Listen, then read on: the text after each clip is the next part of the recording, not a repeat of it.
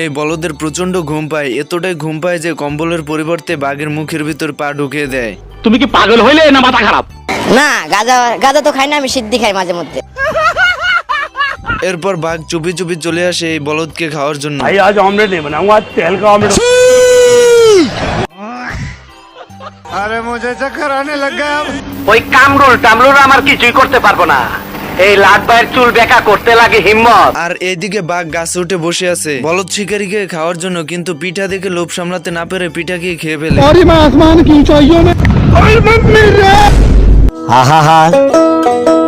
আমি পারি না, আর পারি না। এরপর রাত হয়ে যায়, শিকারী এবং শিকারীর ছেলে ঘুমিয়ে পড়ে।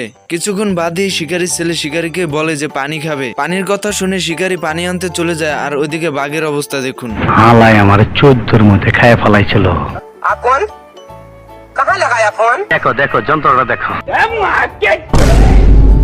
আহা হা